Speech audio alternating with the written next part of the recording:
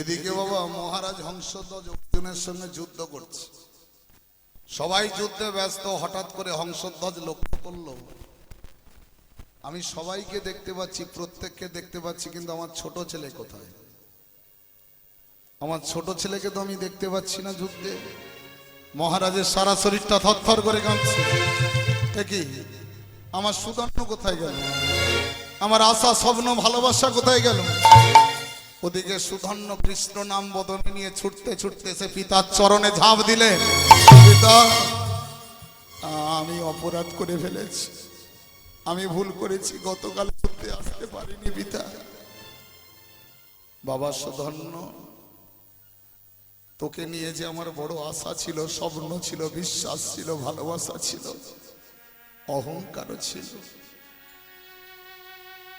আজকে তুই এমন কাজ করলি বাবা, আমার সারা রাজ্যের কাছে মাথাটাকে নিচু করে দিলি, সারা রাজ্যের কাছে মাথাটাকে হেট করিয়ে দিলি।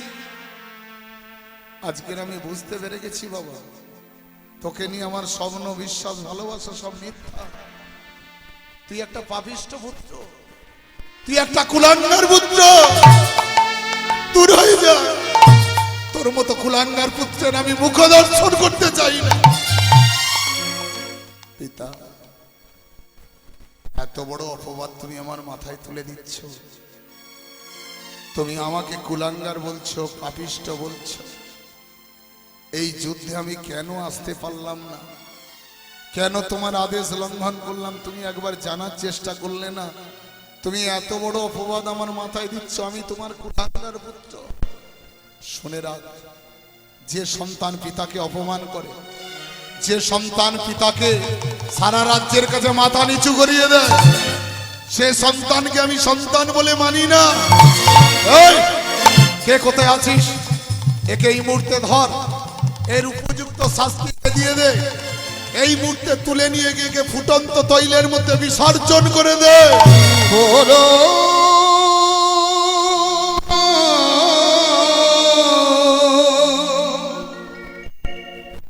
এ তুমি কি বলছো পিতা? আমাকে তুমি ফুটন্ত তৈলে বিসর্জন করে মেরে,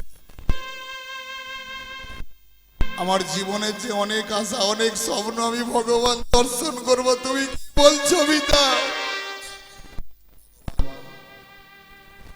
যে সন্তান পিতার কথা অমান্য করে, পিতার রাজ্যে মাথা নিচু করিয়ে দেয়, মতো পাপিষ্ঠ পুত্রকে ভগবান কোনোদিন দেখা দেবে না। এই পাপিষ্ঠ পুত্রের আমি মুখ দর্শন করতে চাই না, একে আমি সহ্য করতে পারছি না। এই মুহূর্তে তুলে নিয়ে গিয়ে ফুটন্ত তৈলে নিক্ষেপ করে মেরে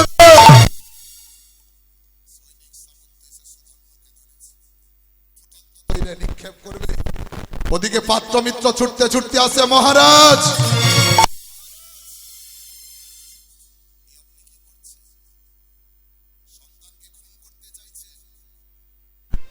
এই সন্তানকে যদি আপনি ফুটন্ত তৈলে বিসর্জন করে মেরে দেন, পরবর্তীকালে আপনাকে কেউ আর রাজা বলে মানবে না। জীবনে আপনি অপরাধী হয়ে যাবেন, পাপী হয়ে যাবেন। এই সন্তান কেন যুদ্ধে আসতে পারলো না? এই সন্তান কেন যুদ্ধে অংশগ্রহণ করতে পারলো না? আপনি জানতে চেয়েছেন? শুনুন মহারাজ, এই সন্তান যুদ্ধে আসতে পারেনি। এই সন্তান আপনার আদেশ লঙ্ঘন করেছে শুধুমাত্র আপনার ধর্ম রক্ষার্থের জন্য। আপনি কেমন রাজা? এত বড় রাজ্যের রাজা হয়ে নিজের সন্তানকে খুন করতে চাইছে? যে সন্তান নিজের ধর্ম রক্ষা করতে চায়, যে সন্তান আপনার ধর্মকে রক্ষা বাঁচাতে চায়, আর সেই সন্তানকে আপনি ফুটন্ত তৈলে বিসর্জন করে মেরে দেবেন, কেমন আপনি সকল রাজ্যের মানুষের মঙ্গল চান? মহারাজের সারা শরীরটা থরথর করে কেঁপে উঠল। তবে কি আমি ভুল করছি? তবে কি আমি অপরাধ করছি? মহারাজ কোনো উপায় না পেয়ে ছুটতে ছুটতে গিয়ে গুরুদেবের চরণে গিয়ে আছাড় খেয়ে বললে, গুরু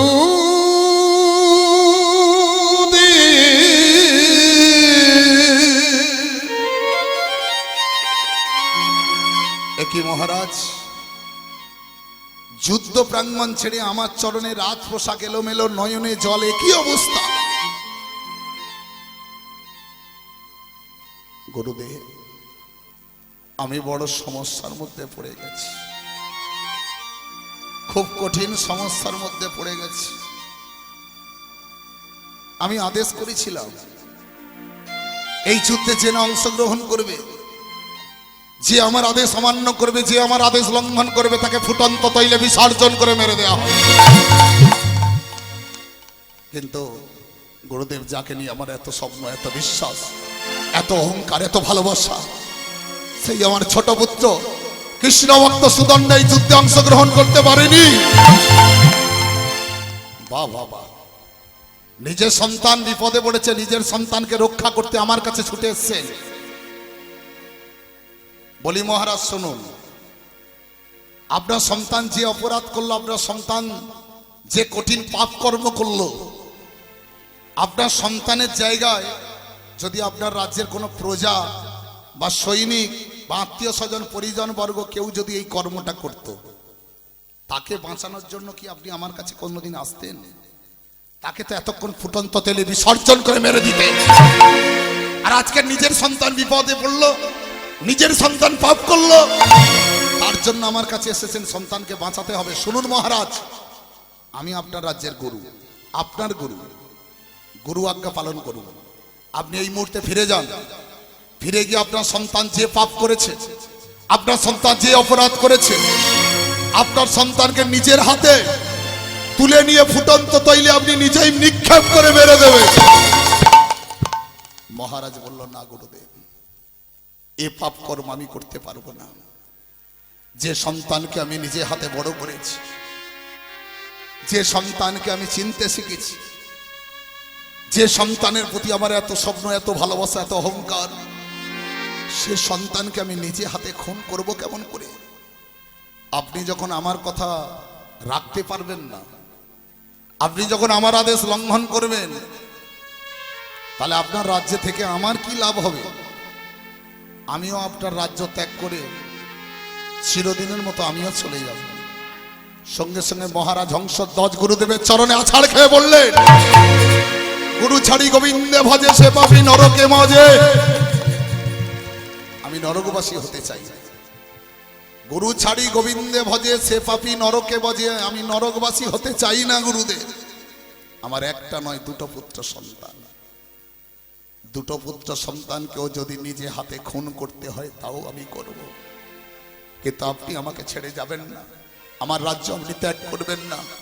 গুরুদেব বলল, আমি আশীর্বাদ দিলাম, এই মুহূর্তে ফিরে গিয়ে নিজের পুত্র সন্তানকে তুলে নিয়ে ফুটন্ত তৈলে বিসর্জন করে দেন। গুরুদেবের চরণধুলি মস্তকে নিয়ে, গুরুদেবের আশীর্বাদ নিয়ে মহারাজ হংসধ্বজ নিজের সন্তানকে বিসর্জন করবে বলে পাগলের মতো ছুটতে ছুটতে চলেছে। নিজে হাতে সন্তানকে খুন করতে হবে। আর মন বললেন, ওগো দয়াময়, এ তোমার কেমন বিচার, এ তোমার কেমন লীলা? যে সদাই তোমার ভজন সাধন করে, যে সদাই তোমার নাম করে, তাকে শেষ হতে হচ্ছে নিজের পিতার হাতে। তাই মন আজকের বলছে, দিন বলে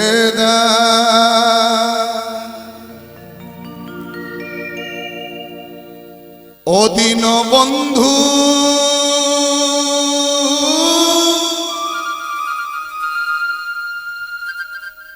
ভব সিন্ধু পারাবা,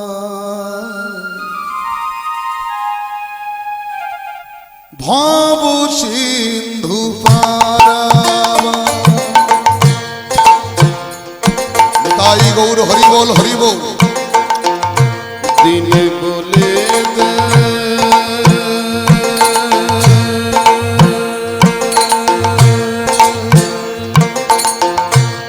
দিন বন্ধু,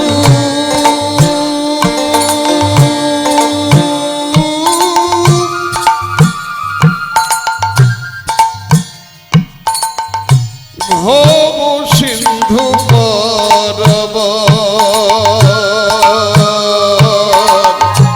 ভব সিন্ধু পারাবা। আপনি আপন ভাবেছ যারে, সে তো আপন নয় বন্ধু।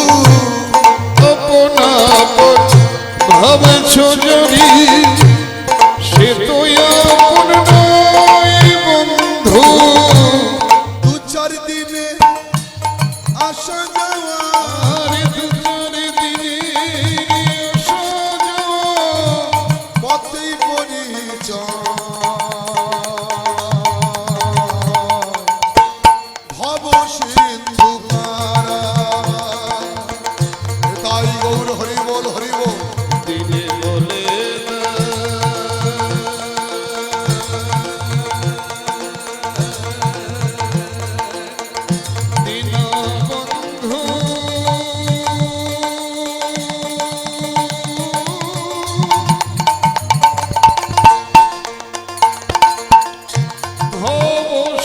সিন্ধু পারাবা ভব সিন্ধু পারাবা এই কি তোমার খেলা প্রভু, এই কি তোমার লীলা গো, কি তোমার খেলা প্রভু এই কি তোমার লীলা গো কারে হাসা কারে কাঁদা, কারি হাস কারি গদা কারে করো দয়া, ভব সিন্ধু পারা। তাই গৌর হরি বল হরি বল। দীনবন্ধু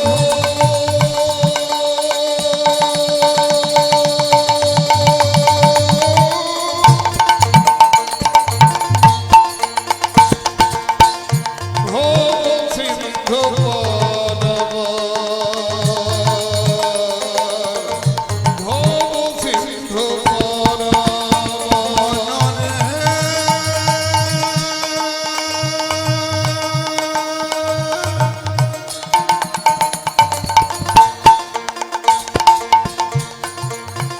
ভোলা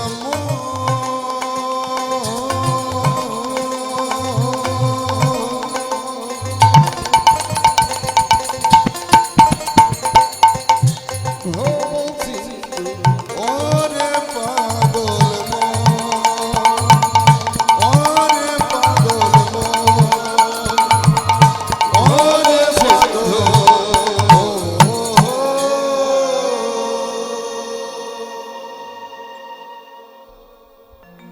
যে পাপ করলো, যে অপরাধ করলো, পাপের শাস্তি নিজেকেই পেতে হচ্ছে। আজকে দেখুন পিতার হাতে ছেলেকে মরতে হচ্ছে। এই যে ছেলে যখন কৃষ্ণ নামে মেতে আছে, গুরু আজ্ঞা ভুলে গেল ছেলেকে দেখতে পাওয়া মাত্র। ছেলেকে এসে বুকের মধ্যে জড়িয়ে ধরে আদর করছে, মুখে চুম্বন করছে, আর পাশে দুধ দাঁড়িয়েছিল। মহারাজ নিজেকে কেন আর মায়ার জালে জড়াচ্ছে? আপনাকে এই মুহূর্তে গুরু আজ্ঞা পালন করতে হবে। এই পুত্র সন্তানকে আপনাকে নিজে হাতে ফুটন্ত তৈলে বিসর্জন করে মারতে হবে। গুরু আজ্ঞা ভুলে গিয়েছিল, গুরু আজ্ঞা মনে পড়ে গেল, ঘৃণায় সন্তানকে বুক থেকে দূরে ঠেলে দিল। পাষণ্ডের মতো, নিষ্ঠুরের মতো সন্তানকে টানতে টানতে নিয়ে চলেছে ফুটন্ত তৈলে বিসর্জন করে। সেই ছেলে পিতার গলাটা জড়িয়ে ধরে বলল, পিতা আজকে তুমি আমাকে ফুটন্ত তৈলে বিসর্জন করে দিচ্ছ, এতে আমার কোনো দুঃখ নাই, এতটুকু কষ্ট হচ্ছে না, কিন্তু দুঃখ আমার কোনটা জানো পিতা? কষ্ট আমার কোথায় হচ্ছে জানো? জীবনে আমার অনেক আশা ছিল, আমি ভগবান দর্শন করব। এই যে মৃত্যুর আগে যদি একটু ভগবানকে আমি দেখে যেতে পারতাম, এত কষ্ট আমার হতো না। তুমি কাঁদছো কেন পিতা? তোমাকে গুরু আজ্ঞা পালন করতে হবে, তুমি কেঁদো না। তোমার এই চোখের জল দেখলে আমার অন্তর কেঁদে ওঠে, আমার কষ্ট হয়। নিয়ে চলো পিতা, আমাকে ফুটন্ত তৈলে নিক্ষেপ করে তুমি মেরে দাও। পিতা অঝর নয়নে কাঁদছে, ছেলে কাঁদছে। সেই পিতাকে, ছেলে পিতাকে ধরে টেনে টেনে নিয়ে যাচ্ছে ফুটন্ত তৈলে বিসর্জন করে। তুই যে পাপ করেছিস বাবা, যে অপরাধ করলি, তোকে শাস্তি পেতেই হবে। তোকে আমি ফুটন্ত তৈলে বিসর্জন করে দেবই বাবা। সন্তানকে টানতে টানতে নিয়ে যাচ্ছে। স্তপ্ত তৈলের কাছে গেলেন, যে তেলটা টকবক করে ফুটছে, সেই পিতা সন্তানকে তুলে ফুটন্ত তৈলে বিসর্জন করবে। আর সেই সন্তান শুধু একবার ভগবানকে ডেকে বলল, হোগো কৃপাময়, আজকে তোমার কাছে আমি এমন অপরাধ করলাম যে আজকের পিতার হাতে আমাকে মরতে হচ্ছে। এই সুধন্যকে পিতা তপ্ত তৈলে বিসর্জন করবে। তুমি সুখ যদি নাহি পা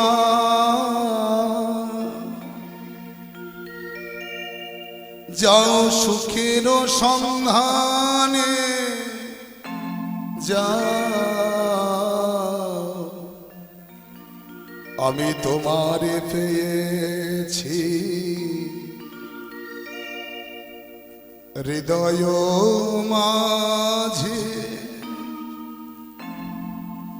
আর তো কিছু আমি চাই গো,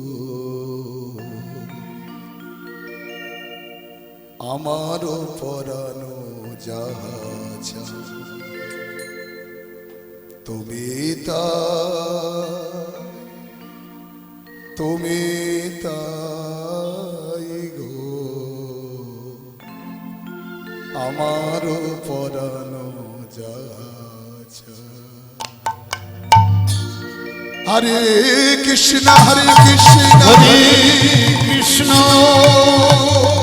কৃষ্ণ কৃষ্ণ হরে হরে হরে হরে হরে রাম হরে রাম হরে রাম রাম হরে হরে রাম রাম হরে হরে। পিতা পিতা বলে সন্তান ডাকে উচ্চ ঈশ্বরে, ডাকে উচ্চ ঈশ্বরে, সেই পিতা সন্তানকে তুলিয়া ফুটন্ত তৈলে বিসর্জন করে, বিসর্জন করে। ফেলে দিলেন ফুটন্ত তৈলে পাষণ্ডের মতো সুধন্যকে তপ্ত তৈলে বিসর্জন করে দিলেন। ছেলের মৃত্যু দেখতে পারবে না, ছেলের মৃত্যু সহ্য করতে পারবে না। মহারাজ হংসধ্বজ ছুটতে ছুটতে গিয়ে ভগবানের মন্দিরে ভগবানের চরণে আছাড় খেয়ে বললেন। পাশে দুধ দাঁড়িয়েছিল, সৈনিক সামন্ত আত্মীয় স্বজন পরিজন বর্গ সবাই দাঁড়িয়ে আছে। সুধন্যর মৃত্যুটা কি করে হয় দেখবে। এই যে সুধন্য যে তপ্ত তৈলের মধ্যে বিসর্জন হচ্ছে বাবা, শুধু বদনে কৃষ্ণ নাম নিয়ে ভক্তের লাগি ভগবান কাঁদলেন। অন্তর্যামী ভগবান ভক্তের কষ্ট দেখে আর থাকতে পারল না, তাড়াতাড়ি করে এসে তপ্ত তৈলের মধ্যে বসে পড়লেন। আর যখনই তপ্ত তৈলের মধ্যে বসে পড়েছে সুধন্যকে পিতা যখন ফুটন্ত তৈলে বিসর্জন করে দিয়ে পিতা ছেলের মৃত্যু দেখতে পারবে না ভেবে ঘুরে না তাকিয়ে সোজা চলে গেল ভগবানের মন্দিরে। ভগবান সুধন্যকে তাড়াতাড়ি করে নিজের কোলে বসিয়ে নিলেন। সেই ভগবানের কোলে বসে সুধন্য করজোরে হরিগুণ গান গাইছে। কিন্তু পাশে দুধ দাঁড়িয়েছিল, সৈনিক সামন্ত আত্মীয় স্বজন পরিজন বর্গ সবাই লক্ষ্য করলো যে তেলটা টকবক করে ফুটছে, সেই তেলের মধ্যে তার পিতা সুধন্যকে বিসর্জন করে দিল। সেই সুধন্য তপ্ত তৈলের মধ্যে ছটফট না করে, মৃত্যুবরণ না করে সে হরিগুণ গান গাইছে। সে চোখ তো তাদের নাই, ভগবানের কোলে ভক্ত বসে ভগবানের নাম করছে, সে চোখ তাদের নাই। কিন্তু আজকের সুধন্য ভগবানের কোলে বসে ভক্ত আমার গাইছে, সুধন্য গাইছে, সবাই আমরা গাইব। ভগবানের কোলে ভক্ত বসে গাইছে, সবাই হাত দুটো জড়ো করুন প্রেম সে, সবাই গাইবেন আমার সঙ্গে। কৃষ্ণ কেশব কৃষ্ণ মাধব সুধা মাখা কৃষ্ণ নাম রে, মধু মাখা এই নাম। কৃষ্ণ কেশব কৃষ্ণ মাধব সুধা মাখা কৃষ্ণ সবাই গাইবেন, নাম রে, মধু মাখা কৃষ্ণ নাম। কৃষ্ণ কেশব কৃষ্ণ কৃষ্ণ মাধব সুধা মাখা কৃষ্ণ নাম রে মধু মাখা এই নাম কৃষ্ণ কেশব কৃষ্ণ মাধব সুধা মাখা কৃষ্ণ নাম রে মধু মাখা কৃষ্ণ নাম জপরে জপরে জপরে রসনা জপরে জপরে জপরে রসনা জপরে জপরে জপরে রসনা জপরে জপরে জপরে রসনা মধু মাখা কৃষ্ণ নাম রে সুধা মাখা এই নাম কৃষ্ণ কেশব কৃষ্ণ মাধব সুধা মাখা কৃষ্ণ নাম রে মধু মাখা কৃষ্ণ নাম এই নাম জপ হলো আপনারে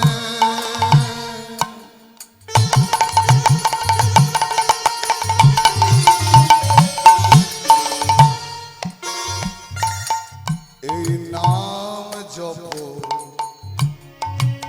হলো আপনারে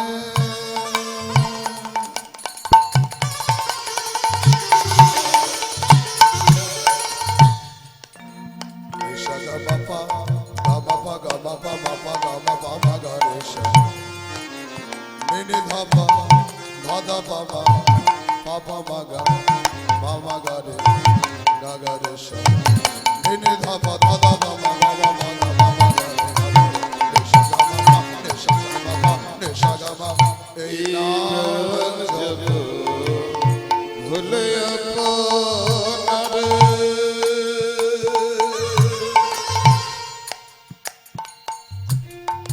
মিটে যায় তৃষা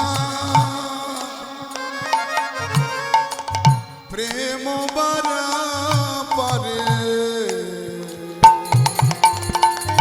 এই নাম জপ ভুলে আপনারে মিঠে যায় তৃষা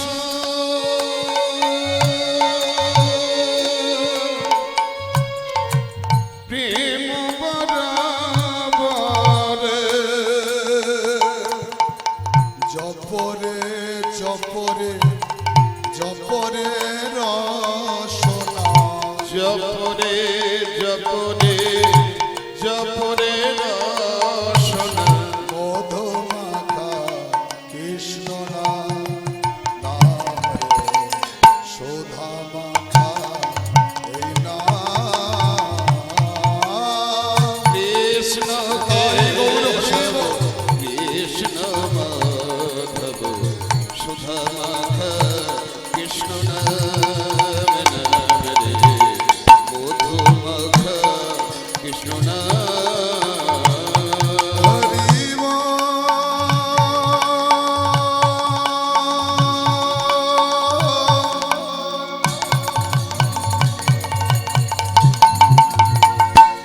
হরে কৃষ্ণ হরি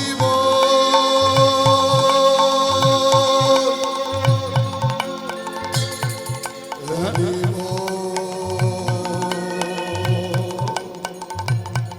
হরে কৃষ্ণ হরি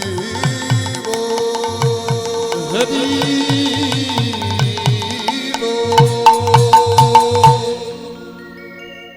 পাপ করলে ভুগতে হবে, ঋণ করলে শুধতে হবে। পাপের বাবার নাম কি? পাপ তো সবাই করে, পাপের বাবার নাম কি? এই মরেছে। সমবেত ভক্তমণ্ডলী ভক্তিমতী মায়েরা, তাহলে বলে যাই, শুনবেন। বাপের বাবাকে। এক ভক্ত ছিল, সে ভেবেছিল জীবনে আমি পণ্ডিত হব। তা তার বাবার কাছে বলেছিল, বাবা আমি বিদেশে যাব, বিদেশে গিয়ে সমস্ত পুঁথিপত্র পড়বো, গ্রন্থ পড়বো, পণ্ডিত হয়ে আসবো, 2 বছর সময় লাগবে। তার বাবা বলল কি করতে হবে? বলে আমাকে 50,000 টাকা দিতে হবে। যা জায়গা জমি যা ছিল সব কিছু বিক্রি করে ছেলেকে 50,000 টাকা তুলে দিয়েছে। ছেলে বিদেশে গেছে, সমস্ত গ্রন্থ পড়েছে, পড়ে 2 বছর পর বাড়ি ফিরেছে। আর বাড়ি ফেরা মাত্র বলছে, পিতা আমি পণ্ডিত হয়ে গেছি। বলে তুই বাবা পণ্ডিত হয়ে গেছিস? তা পিতা তখন বলল, আচ্ছা বাবা বলতো পাপের বাবার নাম কি? বলে বাবা আমি এটা পড়েছিলাম কিন্তু ভুলে গেছি, তুমি একটু সময় দাও, আমি তোমাকে বই দেখে বলে দেব। সারা রাত ধরে পুঁথিপত্র বইপত্র খুলছে, সারা রাত ধরে খুঁজছে আর খুঁজে পাচ্ছে না পাপের বাবা কোথায় লেখা আছে। তার সকাল হয়েছে, বলল বাবা এক কাজ করো, আমাকে 20,000 টাকা দাও, আমি বিদেশে যাব, গিয়ে পাপের বাবার নাম জেনে আসবো। বলে ওরে খোকা, যা ছিল সব বিক্রি করে তোকে দিয়ে দিয়েছে, আর পাপের বাবার নাম তোকে জানতে হবে না? বলে না বাবা, তুমি যখন বলেছো পাপের বাবার নাম কি, আমি জেনে আসবোই। তা বলে আমি তোকে 1 টাকা দিতে পারবো না। বলে ঠিক আছে, পায়ে হাঁটতে হাঁটতে যাবো। সকালবেলায় বেরিয়ে পড়েছে। পণ্ডিত ব্যক্তি, মাথায় চৈতন্য আছে, গলায় তুলসী মালা আছে, তিলক সেবা আছে। তা বাবা পথ ধরে হাঁটতে হাঁটতে খুব ক্লান্ত হয়ে পড়েছে, জল পিপাসায় কাতর হয়ে গেছে। তা পথ ধরে যেতে যেতে দেখলো পথের ধারে একটা ঘর দেখতে পেয়েছে, ছোট পর্ণকুটির টাইপের ঘর দেখতে পেয়েছে। যখন সেই দরজায় গিয়ে কড়া নেড়েছে, একটা সুন্দর রমণী বেরিয়ে এসেছে। সুন্দর রমণী বেরিয়ে এসে বলছে, কে আপনি, আমার দরজায় কড়া নাড়ছেন? বলছে আমি পিপাসায় কাতর হয়ে পড়েছি, আমাকে 1 গ্লাস জল দিতে পারবেন? সুন্দরী নারীটি বলল, অপেক্ষা করো, আমি জল এনে দিচ্ছি। 1 গ্লাস জল এনে সেই পণ্ডিত বাবুর হাতে দিয়েছে। 1 গ্লাস জলটা পান করে বলছে, আপনাকে দেখে তো মনে হচ্ছে আপনি খুব ক্লান্ত, তো একটু আমার গৃহে বিশ্রাম করুন। বলে না, জল খেয়েছি ঠিক আছে, তা তোমার জাত কি? বলে আমার জাত আমি মুচি, মুচির ঘরের বউ। বলে ছি ছি ছি ছি ছি, মুচির ঘরের বউয়ের হাতে জল খেলাম? থু থু করছে। পণ্ডিত ব্যক্তি, তুলসী মালা আছে, তিলক সেবা আছে, আর মুচির ঘরে জল খেলাম? আবার তুমি লজ্জা করে না, তুমি বসতে বলছো? বলে বাবা ঠাকুর, যদি আমার গিয়ে একটু বসেন তো আমার জীবনটা ধন্য হয় আর আমার ঘরটাও মঙ্গল হয়। বলে আমি বসতে পারবো না, তুমি মুচির ঘরের বউ, তোমার ঘরে বসতে বলছো? তা তখন সেই সুন্দরী নারীটি বলছে, সুন্দর রমণীটি বলছে, আচ্ছা আপনি যদি আমার ঘরে একটু বিশ্রাম করেন, আপনাকে 2টো স্বর্ণ মুদ্রা আমি দেব। সে মনে মনে ভাবলো, পিতা আমাকে 1 টাকা দেয়নি, আমি বিদেশে পায়ে হাঁটতে হাঁটতে যাচ্ছি, তা 2টো স্বর্ণ মুদ্রা পেলে অনেক টাকা হয়ে যাবে, তো একটু বসলে আর কি আছে। ঠিক আছে দাও 2টো স্বর্ণ মুদ্রা, আমি একটু বসবো, বিশ্রাম করবো। 2টো স্বর্ণ মুদ্রা তুলে দিয়েছে, বসেছে। বলে বাবা ঠাকুর, দেখে তো মনে হচ্ছে আপনি খুব ক্ষুধার্ত হয়ে পড়েছেন, আপনার একটু সেবার ব্যবস্থা করবো? ছি ছি ছি, একে তুমি মুচির ঘরের বউ, তোমার হাতে জল খেয়েছি, তোমার ঘরে বসেছি, আবার তোমার হাতে সেবা নেব? বলে হে বাবা ঠাকুর, আমি আরো 2টো স্বর্ণ মুদ্রা দেব। মনে মনে ভাবলো, সত্যি তো অনেকদিন কিছু খাইনি, 2-3 দিন হয়ে গেল, খুব ক্ষুধার্ত হয়ে পড়েছি, তাহলে 2টো পেলাম, আরো যদি 2টো দেয় তাহলে 4টে হয়ে যাবে, অনেক টাকা পেয়ে যাবো।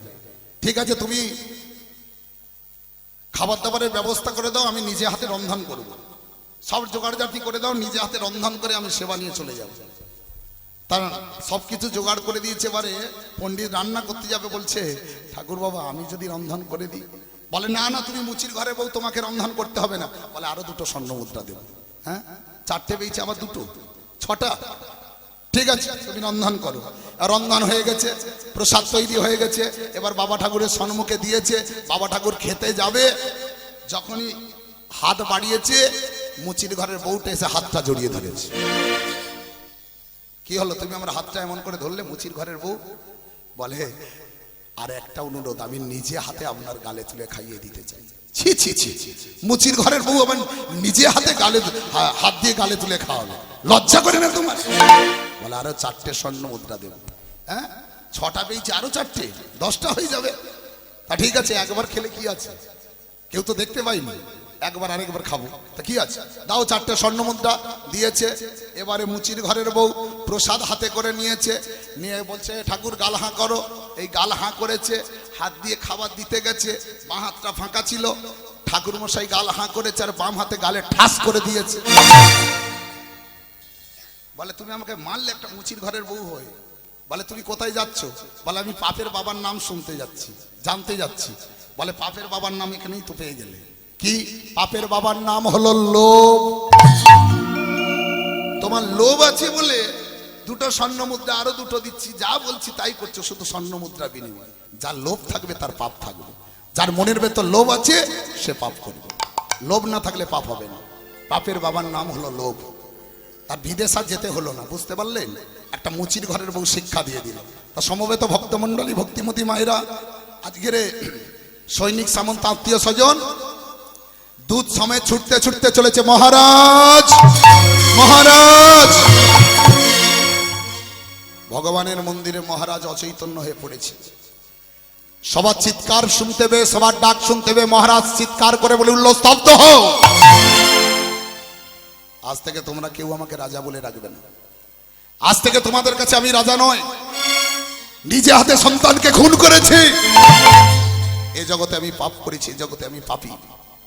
আজ থেকে তোমরা আমাকে রাজা বলো না। দুধ গিয়ে বলল, মহারাজ আপনি এখনো পর্যন্ত আপনার সন্তানকে মারতে পারেননি। আপনার সন্তান এখনো পর্যন্ত তপ্ত তৈলের মধ্যে বসে কৃষ্ণ ভজন সাধন করছে। দুধ, তুমি আমার অসময়ে আমার সঙ্গে ঠাট্টা করতে এসেছো। ছি মহারাজ, আপনার সঙ্গে ঠাট্টা করার মতো শক্তি ক্ষমতা আমার নাই। আপনি শীঘ্রই চলুন। আপনার সন্তানকে আপনি মারতে পারেননি। আপনার সন্তান এখনো পর্যন্ত তপ্ত তৈলের মধ্যে বসে কৃষ্ণ নাম করছে। মহারাজ রাজ্যের দূতের কথা বিশ্বাস করলেন, পরিজন বর্গের কথা বিশ্বাস করে সমস্ত মানুষকে সঙ্গে করে নিয়ে মহারাজ চলেছে নিজের সন্তানকে ফিরে পাওয়ার তাগিদে, তপ্ত তৈলের উদ্দেশ্যে। ওগো হংস ধ্বজ রায় ধীরে ধীরে যায়, সাথে লয়ে পরিজয়। ধীরে ধীরে যায়, সাথে লয়ে পরিজয়। ওগো হংস ধ্বজ রায় ধীরে ধীরে যায়, সাথে লয়ে পরিজয়। ধীরে ধীরে যায়, সাথে লয়ে পরিজয়। দেখে পুত্র বসে আছে যেন পদ মাঝে, যেন পদ মাঝে। পুত্র বসে আছে যেন পদ মাঝে, বসে আছে যেন পদ মাঝে। কৃষ্ণ নাম করিছে স্মরণ, কৃষ্ণ নাম করিছে স্মরণ। দেখে পুত্র বসে আছে যেন পদ মাঝে, পুত্র বসে আছে যেন পদ মাঝে। কৃষ্ণ নাম করিছে স্মরণ, কৃষ্ণ নাম করিছে স্মরণ। আই আই আমার কোলে আয় বলে রে, আই আই আমার কোলে আয় রে। আই আই আমার কোলে আয় রে। আই আই আমার কোলে আয় রে। ওরে আমার হারানিধি, আই আই আমার কোলে আয় রে। ওরে আমার হারানিধি। বলি ওরে আমার নয়ন মণি, আমার হারানিধি। বলি ওরে আমার নয়ন মণি, আমার হারানিধি। বলি ওরে আমার নয়ন মণি। তাই ওরে হারানিধি, ওরে আমার নয়নমণি, ওরে আমার হারানিধি। আই আই আমার কোলে আয় রে। মহারাজ গিয়ে দেখলেন তারই পুত্র সন্তান তপ্ত তৈলের মধ্যে বসে কৃষ্ণ ভজন সাধন করছে। মহারাজ দর্শে চোখ নাই, ভগবান দর্শন করবে। সন্তানকে তপ্ত তৈল থেকে বুকে তুলে নিলেন। মহারাজ বলল, সন্তান আজকে আমি বুঝতে পেরে গেলাম বাবা, তোর দ্বারাই ভগবান কৃষ্ণ বিরাজমান, তুই আমাকে ক্ষমা কর বাবা। সুধর্ণ পিতার চরণ দুখানা জড়িয়ে ধরে বলল, পিতা আজকের আমি অপরাধ করেছি, ভুল করেছি, তার শাস্তি আমি পেয়েছি। এখন তুমি আমাকে আশীর্বাদ দাও। তোমার আশীর্বাদ নিয়ে এই যুদ্ধে আমি যেতে চাই। মহাবীর অর্জুনের সঙ্গে যুদ্ধে অর্জুনকে পরাস্ত করে এই রাজ্যে বন্দী করতে চাই। মহারাজ সন্তানকে বুকের মধ্যে জড়িয়ে ধরে আদর করছে, মুখে চুম্বন করছে, ওদিকে গুরুদেব খবর পেয়ে গেছে। গুরুদেব ছুটতে ছুটতে এসে বলল, মহারাজ আমি আপনাকে আজ্ঞা করলাম এই সন্তানকে ফুটন্ত তৈলে বিসর্জন করে মেরে দেবার জন্য, আর সেই সন্তানকে আপনি বুকের মধ্যে জড়িয়ে ধরে আদর করছেন, মুখে চুম্বন করছেন। মহারাজ তাড়াতাড়ি করে গুরুদেবের চরণধলি মস্তকে নিয়ে বলল, গুরুদেব নিজের হাতে পুত্র সন্তানকে আমি বিসর্জন করেছিলাম, এই সন্তানকে আমি ফুটন্ত তৈলে বিসর্জন করে দিয়েছিলাম, কিন্তু আমার সন্তানকে আমি মারতে পারিনি। আমার সন্তানের দ্বারা আজকের ভগবান বিরাজমান, আমি জেনে গেছি, বুঝে গেছি। গুরুদেব বলছে, মহারাজ এত বড় মিথ্যা কথা আপনি কি করে বলছেন আমার কাছে? যে তেলটা টকবক করে ফুটছে সেই তেলের মধ্যে কোনো মানুষকে ফেলে দিলে বেঁচে থাকতে পারে না, আর আপনি আপনার পুত্র সন্তানকে তপ্ত তৈলে বিসর্জন করে দিয়েছেন, সেই সন্তান বেঁচে আছে, আপনি বলছেন আমাকে বিশ্বাস করতে হবে। গুরুদেবের মনে সন্দেহের বাসা বাঁধলো, মনে মনে ভাবলো এই তেলের মধ্যে কোনো গলদ আছে। সঙ্গে সঙ্গে গুরুদেব দুধকে বলল, দুধ একটি নারিকেল ফল আমাকে এনে দাও। দুধ ছুটতে ছুটতে গিয়ে একটি নারিকেল ফল এনে গুরুদেবের হস্তকে প্রদান করলেন। গুরুদেব বলল, শুনুন মহারাজ, এই তেলটিকে আমি পরীক্ষা করব, এই নারিকেল ফলটি তৈলের মধ্যে বিসর্জন করব। যদি নারিকেল ফলটি প্রকৃত তপ্ত থাকে তাহলে সঙ্গে সঙ্গে ফেটে যাবে, আর যদি তেলের মধ্যে কোনো গলদ থাকে তাহলে নারিকেল ফলটি কোনোদিনই ফাটবে না। মহারাজ বলল, গুরুদেব আপনি পরীক্ষা শুরু করেন, আমি আদেশ দিলাম। এই গুরুদেব নারিকেল ফলটি নিয়ে পরীক্ষা শুরু করলো। তপ্ত তৈল পরিশতে বল শতখান হইল, শতখান হইল, শঙ্খইতে উঠিয়া আসিয়া বাজিল, আসিয়া বাজিল। যেই মাত্র নারিকেল ফলটি তপ্ত তৈলে বিসর্জন করে দিয়েছে, সঙ্গে সঙ্গে নারিকেল ফলটি ফেটে গিয়ে এক টুকরো ঠিকরে এসে গুরুদেবের মস্তকে লাগা মাত্র গুরুদেব মাটি দেওয়া ছাড় খেলেন। সুদর্ণ এসে গুরুদেবের চরণ দুখানা জড়িয়ে ধরেছে। গুরুদেব ক্ষমা করবেন, আমি পাপ করেছিলাম, ভুল করেছিলাম, তার শাস্তি আমি পেয়েছি, আপনি এখন আমাকে আশীর্বাদ দেন। এই যুদ্ধে যাব, পিতার ইচ্ছা পূরণ করবো, অর্জুনকে যুদ্ধে পরাস্ত করব। গুরুদেব বলল, বাবা সুধন্য, আজকের আমি বুঝে গেছি বাবা, তোর দ্বারাই ভগবান কৃষ্ণ বিরাজমান। আমি যে পাপ করেছি, যে অপরাধ করেছি, পাপের প্রায়শ্চিত আমি নিজেই করব। গুরুদেব তাড়াতাড়ি করে উঠে নিজ হতে ছুটতে ছুটতে গিয়ে তপ্ত তৈলে ঝাঁপ দিলেন। রাকে হরি মারিকার মারে হরি রাকে কে, গুরুদেব নিজ হতে তপ্ত তৈলে ঝাঁপ দিয়ে মারা গেলেন।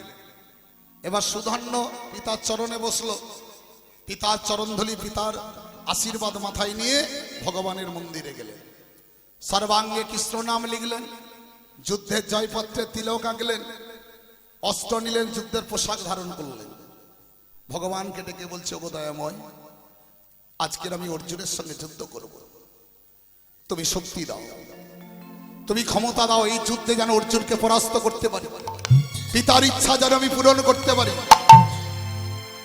সর্বাঙ্গে কৃষ্ণ নাম নিয়ে এই কৃষ্ণ ভক্ত সুদর্ণ ভগবানের চরণে পড়ে কাঁদছে আর ভগবানের জয়গান গাইছে। চলুন সবাই মিলে হাতে তালি দিয়ে গাইব, সবাই মিলে বলবো, ভজ হরে মন, সবাই গাইবে। শ্রীনন্দের নন্দন অভয় চরণার বেন্দরে, ভজ হরে মন শ্রীনন্দে নন্দন অভয় চরণার বৃন্দরে। ভজ হরে মন শ্রীনন্দের নন্দন অভয় চরণার বেন্দরে, ভজ হরে মন শ্রীনন্দে নন্দন অভয় চরণার বৃন্দরে। দুর্লভ মানস জন্ম সতে সঙ্গে, দুর্লভ মানব জনমুখ শত সঙ্গে তরয়ে ভব সেন্দরে। উলুধ্বনি উলুধ্বনি হরিব। মন শ্রী নন্দে নন্দন অভয় চরণার বৃন্দরে ভজ হরি মন শ্রী নন্দে নন্দন অভয় চরণার বৃন্দরে সীতায়া তপ বাদবরীশন এদিন জামিনী জাগিরে, এদিন জামিনী জাগিরে। শ্রীদয়ত বাতবরীশন এদিন জামিনী জাগিরে, এদিন জামিনী জাগিরে। বিফলে সে বিন কৃপণ দুরজন, বিফলে সেদিন কৃপণ দুরজনে চপল সুকল উলুধ্বনি হরিবল হরিবল। মন শ্রী নন্দে নন্দন অভয় চরণর বৃন্দরে ভজ হরি মন শ্রী নন্দে নন্দন অভয় চরণর বৃন্দরে মন লাগুরে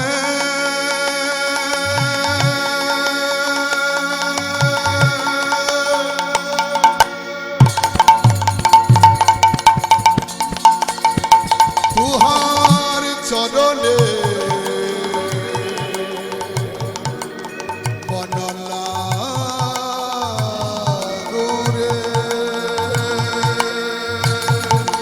তুহার চরণে মন লাগুরে, তুহার চরণে মন লাগুরে, তুহার চরণে মন লাগুরে, তুহার চরণে মন লাগুরে, তুহার চরণে মন।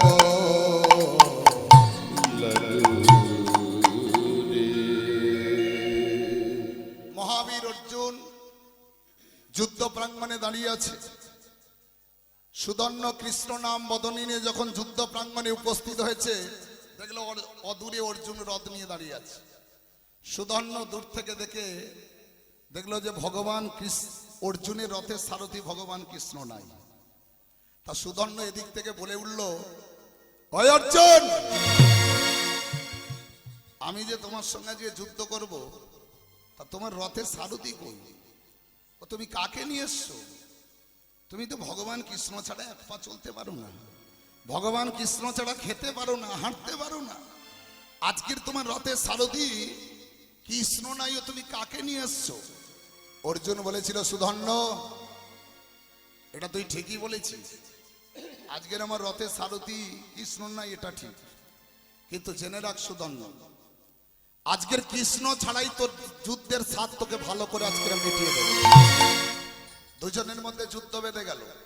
সুদর্ণ ধনু কুচিয়ে ধনুকে তীরে লাগিয়ে একের পর এক বান মেরে মহাবীর অর্জুনকে বানে বানে আচ্ছাদিত করলে। অর্জুন বাবা কিছুতেই যুদ্ধে পেরে উঠছে না। অর্জুনের যে রথে সারথি হয়ে বসেছিল, কৃষ্ণের আসনে যে বসেছিল, সুদর্ণ কি করলো? ধনুক তুলে ধনুকে তীর লাগিয়ে যখনই তীরটা ছেড়ে দিয়েছে, তীরটা ছুটতে ছুটতে গিয়ে অর্জুনের রথে সারথির মুন্ডুটাকে ছেদন করলে। যখনই সারথির মুন্ডুটাকে কেটে দিয়েছে, সারথিবিহীন রথ নিয়ে অর্জুন টলতে টলতে যুদ্ধ করছে। একটা সামান্য সুদর্ণর সঙ্গে আমি যুদ্ধে পেরে উঠছি না, আমার সারথির মুন্ডুটাকে ছেদন করলো, তাহলে তো এই মুহূর্তে ওর রাজ্যে আমাকে ধরে বন্দি করবে, হতে পারে না। অর্জুন কি করলো? সঙ্গে সঙ্গে ধনুর্বাণ ত্যাগ করে দিল। করজোরে কাকে ডাকবে? হ্যাঁ, অর্জুন তো বললো কৃষ্ণ ছাড়াই তো যুদ্ধের স্বাদ মিটিয়ে দেবো। এখন কৃষ্ণকে কেন ডাকছে? অর্জুন বিপদে পড়লে কৃষ্ণকে ডাকে। কলিহত জীব যেমন বিপদে না পড়লে ভগবানকে ডাকে না, ঠিক অর্জুন বিপদে পড়েছে, কৃষ্ণকে ডাকছে। কৃষ্ণ কৃষ্ণ কৃষ্ণ কৃষ্ণ কৃষ্ণ কৃষ্ণ কৃষ্ণ হে কৃষ্ণ কৃষ্ণ কৃষ্ণ কৃষ্ণ কৃষ্ণ কৃষ্ণ কৃষ্ণ হে কৃষ্ণ কৃষ্ণ কৃষ্ণ কৃষ্ণ কৃষ্ণ কৃষ্ণ কৃষ্ণ হে কৃষ্ণ কৃষ্ণ কৃষ্ণ কৃষ্ণ কৃষ্ণ কৃষ্ণ কৃষ্ণ হে কৃষ্ণ হে কৃষ্ণ হে কৃষ্ণ হে কৃষ্ণ হে কৃষ্ণ হে কৃষ্ণ হে কৃষ্ণ হে কৃষ্ণ হে কৃষ্ণ হে কৃষ্ণ হে কৃষ্ণ হে কৃষ্ণ হে কৃষ্ণ হে কৃষ্ণ হে। অর্জুন ডাকলো না এসে থাকতে পারে? হ্যাঁ, অর্জুন যখনই ডেকেছে ভগবান কৃষ্ণ থাকতে না পেরে সঙ্গে সঙ্গে এসে অর্জুনের রথে সারথি হয়ে বসলেন। যখনই সারথি হয়ে বসেছে, সুদর্ণ ধনুকে তীর লাগিয়ে দাঁড়িয়েছিল। ভগবান কৃষ্ণকে দেখতে পাওয়া মাত্র সঙ্গে সঙ্গে সুদর্ণ ধনুর বাণটি ত্যাগ করে দিল। অর্জুন, আমি আজ যুদ্ধ করতে চাই না। আমার জীবনের আশা, জীবনের স্বপ্ন, আজকের আমি ভগবান দর্শন করব, আশা পূরণ হয়েছে। অর্জুন, আমি ধনুর্বাণ ত্যাগ করে দিয়েছি, আমি যুদ্ধ করতে চাই না। ভগবান কৃষ্ণ সারথি হয়ে বসে আছে। সুদর্ণ রথ থেকে নেমে গেলেন, রথ থেকে নেমে ভূমে বসলেন। ভূমে বসে করজোরে ভগবান শ্রীকৃষ্ণের চরণ বন্দনা করছে। আর ওদিকে ভগবান কৃষ্ণ যখনই সারথি হয়ে বসেছে, সুযোগে সদ্ব্যবহার করার জন্য অর্জুন আবার হাতে ধনুর্বাণটিতে তুলে নিলেন। ধনুকে তীর লাগিয়ে দাঁড়িয়ে রইল। আর সুদর্ণ ওই মাটির মধ্যে বসে, ভূমেতে বসে করজোরে শ্রীকৃষ্ণের চরণ বন্দনা করছে। খেলিছ এ বিশ্বলয়ে বিরাট শেষ আলমনে খেলিছ এ বিশ্বলয়ে বিরাট শেষ আনি মনে খেলিছ প্রলয় সৃষ্টি তব পুতুল খেলা নিরজনে প্রভু নিরজনে খেলিছ। নেতাই গৌর হরি বল হরি বল। বিশ্বলয়ে বিরাট শিশু আনি মনে খেলিছ শূন্য মহা আকাশে তুমি মগ্ন লীলা বিলাসে। শূন্যে মহা আকাশে তুমি মগ্ন লীলা বিলাসে হাসিছ খেলিছ তুমি আপন সনে নিরজনে প্রভু নিরজনে খেলিছ। এ বিশ্বলয়ে বিরাট শিশু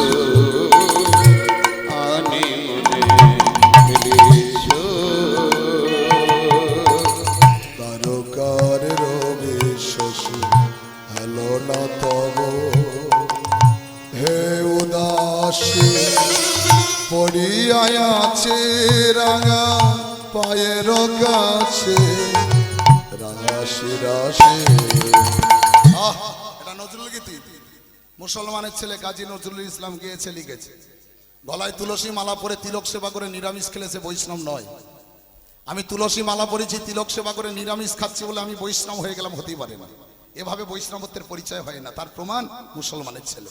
দেখুন, গলায় তুলসী মালা ছিল, তিলক সেবাও ছিল না, কিছুই ছিল না, কিন্তু তার বদন কি বলছে, তার ভেতরটা কি বলছে, ভগবানের কথাগুলো দেখতে, পরিবেশনটা দেখুন। কারণ তার ভেতরটা ছিল বৈষ্ণবত্ব, আর ভেতরটা বৈষ্ণবত্ব ছিল বলেই ভগবানের কথাগুলো এমন ভাবে বেরোচ্ছে। কত ভাব দেখুন।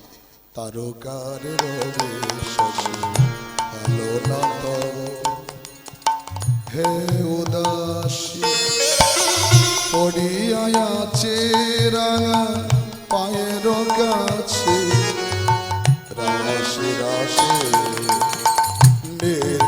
তুমি হে উদার, সুখে দুঃখে অবিকার, নিত্য তুমি হে উদার,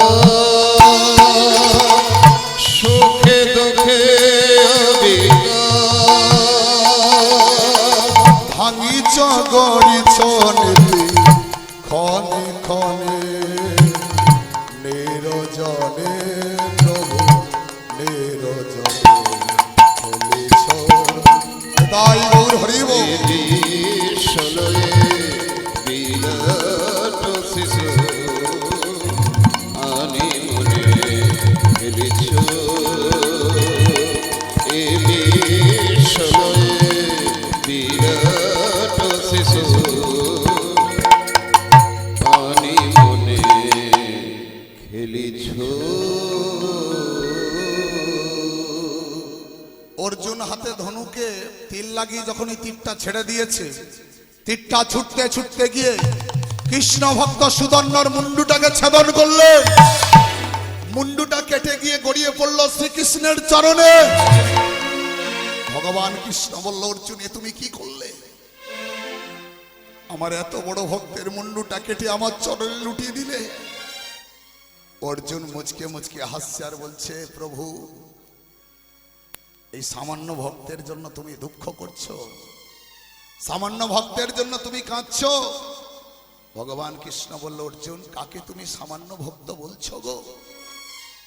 যার মুন্ডুটা কেটে, যার মাথাটা কেটে আমার চরণে লুটিয়ে দিলে, ওই কাটা মুন্ডুটা কি বলে ডাকছে ভালো করে কান দিয়ে শোনো। ওই কাটা মুন্ডুটা কি বলে ডাকছে? কই কৃষ্ণ, কই কৃষ্ণ, কোথায় কৃষ্ণ, কোথায় কৃষ্ণ, রক্ষা করো, রক্ষা করো হে ভগবান, হে ভগবান।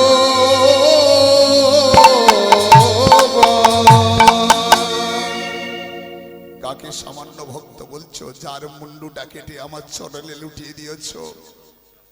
ওই কাটা মুন্ডুটা সদাই বলছে, কই কৃষ্ণ, কোথা কৃষ্ণ, দেখা দাও। ভগবান কৃষ্ণ গরুরকে ডাকলেন। গরুর এসে বলছে, প্রভু আমাকে কেন এই অসময়ে ডাকলেন? শোনো গরু, এই ভক্তের কাটা মুন্ডুটা আমি আর সহ্য করতে পারছি না। এই কাটা মুন্ডুটা আমার চোখের সম্মুখ থেকে নিয়ে গিয়ে তুমি গিয়ে প্রয়াগের জলে বিসর্জন করে দাও। গরুর ভগবান কৃষ্ণকে প্রণাম জানিয়ে কাটা মুন্ডুটা দু হাতে তুলে নিলে। কাটা মুন্ডুটা দু হাতে তুলে নিয়ে প্রয়াগের জলে বিসর্জন করবে। ছুটতে ছুটতে চলেছে। ওদিকে হিমালয় পর্বতে ভোলানাথ বসেছে। ভোলা মহেশ্বর মনে মনে ভাবলো, না হতে পারে না, এত বড় ভক্তের মুন্ডু প্রয়াগের জলে বিসর্জন হবে। সঙ্গে সঙ্গে ভোলানাথ বিষবকে ডাকলো। বিষব, বিষব এসে বলছে, প্রভু আজ্ঞা করুন। শোনো বিষব, বড় এক ভক্তের মুন্ডু গরুর প্রয়াগের জলে বিসর্জন করে দিচ্ছে। ওই মুন্ডুটা ওর কাছ থেকে ছিনিয়ে নিয়ে এসো। আমি আমার গলাতে এই কাটা মুন্ডুটা অক্ষমালা করে ঝুলিয়ে রেখে দেব। বিষব বলল, চিন্তা করতে হবে না, যাবো আর আসবো। ভোলানাথকে প্রণাম জানিয়ে বিষব লম্প ঝম্প দিয়ে ছুটতে ছুটতে গিয়ে পিছন থেকে গরুরকে জড়িয়ে ধরেছে। গরুর বলল, বিষব কি ব্যাপার, পিছন থেকে তুমি আমাকে অ্যাটাক করলে, কি চাই তোমার?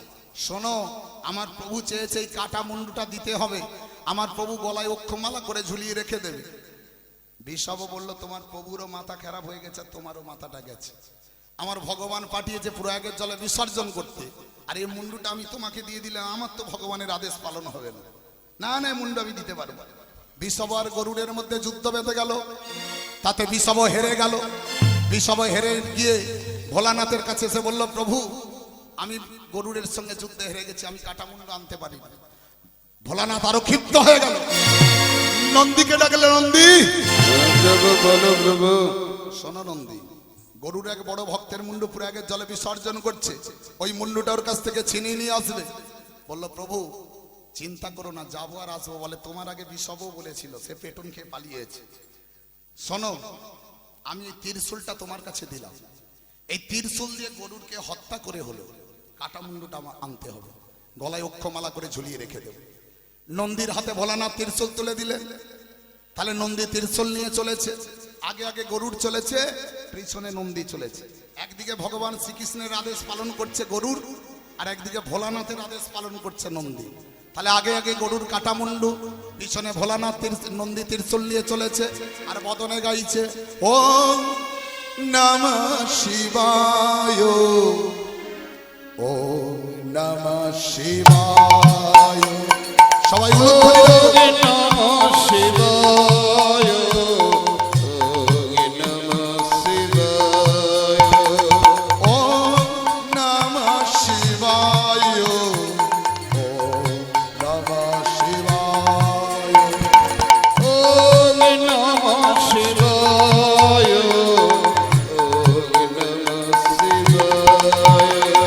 সত্যম শিবম সুন্দরম, সত্য শিব সুন্দর, সত্যম শিবম সুন্দরম। সত্য শিব উলুধ্বনি উলুধ্বনি হরিধ্বনি। সুন্দর।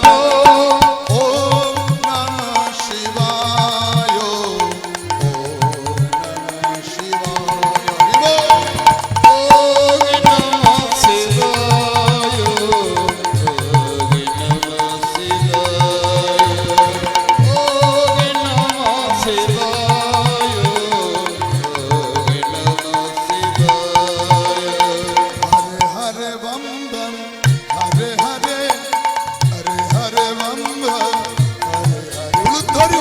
Hare Hare bomb bomb, Hare Hare, Hare Hare bomb bomb, Hare Hare. Bomb bomb, একে বম, বম বম, তারর বম, ভোলে বম, তারর বম, বম বম, ভোলে বম, বম বম। তারর বম। ওম নমঃ শিবায়, ওম নমঃ শিবায়। উলুধ্বনি। ওম নমঃ শিবায়, ওম নমঃ শিবায়। জয় গৌর হরি বল। ওম নমঃ শিবায়, ওম নমঃ শিবায়।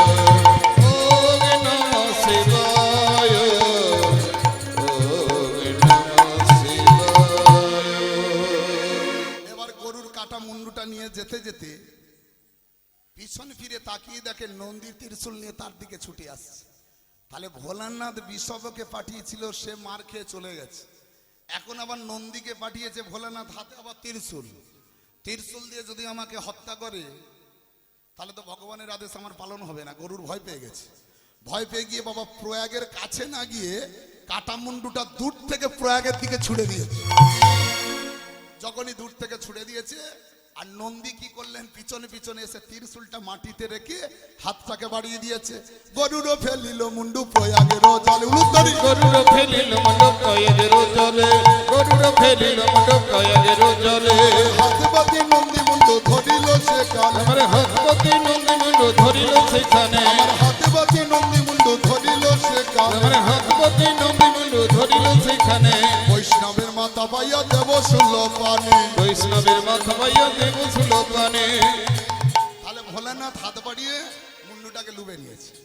লুবে নিয়ে চললেন ভোলানাথের কাছে। বৈষ্ণবের মাথা পাইয়া দেব শুল পানি। বৈষ্ণবের মাথা পাইয়া দেব সুলতানে। বলতে সুমেরু করের হর মহাজন, এবারে গলাতে সুমেরু করেন হর মহাজ্ঞানে। বলতে সুমেরু করের হর মহাজন। এবারে গলাতে সুমেরু করেন হর মহাজ্ঞানে।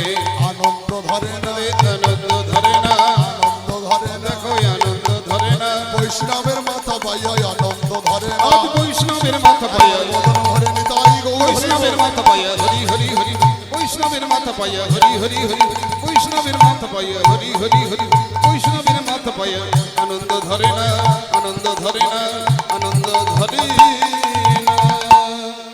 তাহলে ভোলানাথের হাতে তুলে দিলেন। ভোলানাথ সুদর্ণর কাটা মুন্ডুটা গলায় অক্ষমালা করে ঝুলিয়ে রেখে দিলেন। এদিকে মহারাজ হংসধ্বজ খবর পেয়ে গেল যে আমার ছোট ছেলে অর্জুনের হাতে প্রাণ দিয়েছে। কিন্তু মহারাজ হংসধ্বজ মনে মনে ভাবলে এতে আমার দুঃখ নাই, কষ্ট নাই। যেটা আমি পারিনি আমার সন্তান পারল। আমার সন্তান হয়তো অর্জুনের হাতে প্রাণ দিয়েছে। কিন্তু আমার সন্তান ভগবান দর্শন করে মরতে পেরেছে। কিন্তু বড় ভাই সুরত যখন জেনে গেল অর্জুন আমার ভাইকে হত্যা করেছে, আমার ভাইয়ের দেহ থেকে মুন্ডুটাকে আলাদা করেছে, সুরত অতি ক্রোধান্বিত হয়ে পিতার কাছে এসে বলল, পিতা, যে পাষণ্ড অর্জুন আমার ভাইকে হত্যা করলো, যে পাষণ্ড অর্জুন আমার ভাইয়ের দেহ থেকে মুন্ডুটাকে আলাদা করে দিল, তুমি কেমন করে চুপচাপ বসে আছো? দাও, আশীর্বাদ দাও, এই যুদ্ধে আমি যাব। নিষ্ঠুর অর্জুনকে আমি উচিত শিক্ষা দিয়ে দেব। পিতা বড় ছেলেকে বুকের মধ্যে জড়িয়ে ধরে বলল, খোকা, তোর ভাইকে আমি হারিয়েছি, আর আমি তোকে হারাতে চাই না। যে ভাই, যে সন্তান সদাই সর্বাঙ্গে কৃষ্ণ নাম লিখে বদনে কৃষ্ণ নাম গাইতো, সে যখন অর্জুনের হাতে প্রাণ দিতে পারল, সারাদিন 24 ঘন্টায় 1 মিনিটও তুই ভগবানকে ডাকিসনি কোনোদিন, বদনে কৃষ্ণ নাম বলতে শুনিনি, তুই করবি অর্জুনের সঙ্গে যুদ্ধ? না বাবা, তোকে আমি হারাতে চাই না। বড় ছেলে বলল, পিতা তুমি কি বলছো? যে পাষণ্ড অর্জুন আমার ভাইকে হত্যা করলো, না, তুমি যদি না আশীর্বাদ দাও, তোমার আশীর্বাদ না নিয়ে ওই অর্জুনের সঙ্গে আমি যুদ্ধ করব। পিতা হংসধ্বজ মনে মনে ভাবলো, বড় ছেলের চোখে মুখে আগুনের তেজ দেখে থাকতে পারলো না, সন্তানকে আশীর্বাদ দিল। বড় ছেলে সুরত আশীর্বাদ নিল, আশীর্বাদ নিয়ে ভগবানের মন্দির প্রাঙ্গণে গেলেন, আর ভগবানের মন্দিরে গিয়ে সর্বাঙ্গে কৃষ্ণ নাম লিখলেন, যুদ্ধের পোশাক পরলেন, অস্ত্র নিলেন, নিয়ে চলে গেলেন কোথায়? যুদ্ধ প্রাঙ্গণে, যেখানে মহাবীর অর্জুন দাঁড়িয়ে আছে, ভগবান কৃষ্ণ সারথি হয়ে বসে আছে। অর্জুন বলছে, প্রভু, এ আবার কে এসেছে যুদ্ধ করতে? বলে, কেন? সুদন্নর বড় ভাই সুরত। বলে, ও ছোট ভাইকে হত্যা করেছে, এবার বড় ভাই এসেছে। বলে, আমি তো যুদ্ধ করব না অর্জুন, আমি ভগবান দর্শন করেছি। কিন্তু বাবা অর্জুন শুনলো না। হাতে ধনুক তুলে, ধনুকে যখন তীরটা লাগিয়েছে, তীরটা ছুঁড়েছে, তীরটা ছুটতে ছুটতে গিয়ে সুরতের রথে আঘাত করলেন। যখনই আঘাত করেছে, সুরত কি করলো? তাড়াতাড়ি করে রথ থেকে নেমে গেলেন, ক্ষিপ্ত হয়ে গেলেন। ভগবান কৃষ্ণ যে রথের উপরে বসে আছে, অর্জুন যে রথের উপরে দাঁড়িয়ে আছে, সুরত সেই রথটাকে 2 হাতে চাগিয়ে তুলে ধরল। তুলে ধরে ছুটতে ছুটতে চলেছে, সমুদ্রের জলে বিসর্জন করবে। আর ভগবান কৃষ্ণ বলে, বেটার কাণ্ড দেখ, এ আমাকে সমেত সমুদ্রের জলে বিসর্জন করে দেয়। ভগবান কৃষ্ণ কি করলেন? বিশ্বম্বর মূর্তি ধারণ করলেন, আর বিশ্বম্বর মূর্তি ধারণ করা মাত্র এক এক করে রথটা চেপে মাটিতে বসে যায়। সুরত বাবা রথটাকে বারবার টেনে তোলার চেষ্টা করে, সেই সুযোগে অর্জুন ধনুকে তীর লাগিয়ে যখনই তীরটি ছেড়ে দেয়, তীরটি ছুটতে ছুটতে গিয়ে সুরতের মুন্ডুটা কেটে দিল, দেহ থেকে মুন্ডুটাকে আলাদা করে দিল। কাটা মুন্ডুটা পড়লো ভগবান শ্রীকৃষ্ণের চরণে। ভোলানাথ আর ভগবানকে সুযোগ দিল না, নন্দীকে পাঠিয়ে দিল। নন্দী কাটা মুন্ডুটা ভগবান শ্রীকৃষ্ণের চরণতল থেকে তুলে ভোলানাথের হাতে তুলে দিল। 2 ভাইয়ের কাটা মুন্ডু গলায় অক্ষমালা করে ঝুলিয়ে রেখে দিল। পরবর্তী দল এসে গেছে, সবাই নাই। তাই আমি আজকের মহারাজ হংসধ্বজ মনে মনে ভাবলো, যুদ্ধ নয়, শান্তি চাই। হিংসা করে ভগবানকে পাওয়া যায় না, মারামারি করে ভগবানকে পাওয়া যায় না। নিজ হতে হংসধ্বজ আজকের ভগবান দর্শন করতে চললেন। চলুন সবাই মিলে ভগবান দর্শন করব। কৃষ্ণ বলে, সবাই হাত তুলে চলুন, সবাই বাহু তুলে, কৃষ্ণ বলে বাহু তুলে, হরি বলে চলো চলে।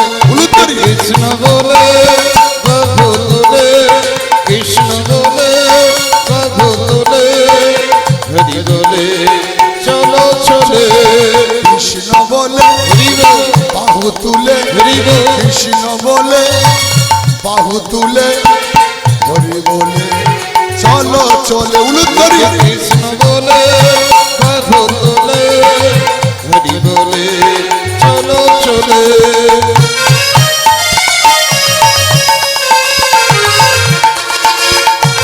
উলুধ্বনি, হরিধ্বনি।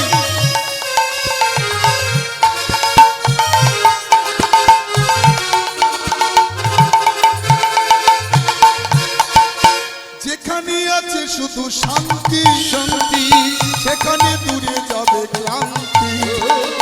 যেখানে আছে শুধু শান্তি, সেখানে দূরে যাবে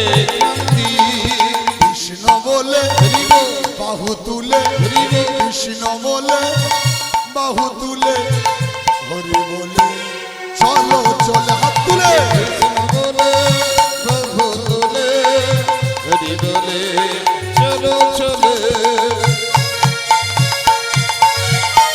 হরি বল হরি বল।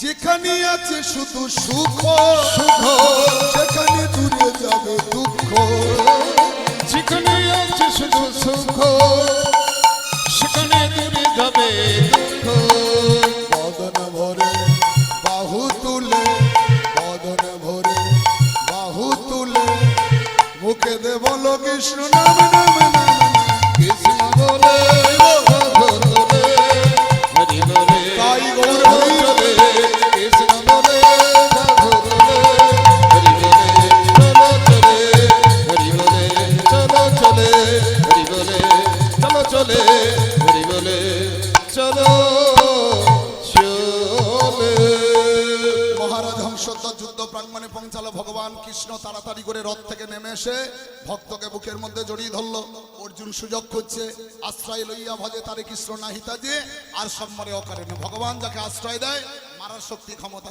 কারণ নাই তা আজকের ভগবান বলল বলবৎস তুমি কি বর প্রার্থনা করো বলে প্রভু কোনো বর চাই না তোমার ত্রিভঙ্গ বঙ্কিম ঠাম দর্শন করতে চাই ভগবান শ্রীকৃষ্ণ তিনটে ভাগ নিয়ে দাঁড়ালেন ভক্ত দর্শন করলেন হরি হরায় নম কৃষ্ণ যাদবায় নম হরি হরায় নম কৃষ্ণ যাদবায় নম হরি হরায় নম কৃষ্ণ যাদবায় নম হরি হরায় নম কৃষ্ণ যাদবায় নম যাদবায় মাধবায় কেশবায় নম এবার যাদবায় মাধবায় কেশবায় নম গোপাল গোবিন্দ নাম শ্রী মধুসূদন গোপাল গোবিন্দ নাম শ্রী মধুসূদন গিরিধারী গোপীনাথ মদন মোহন উলুধ্বনি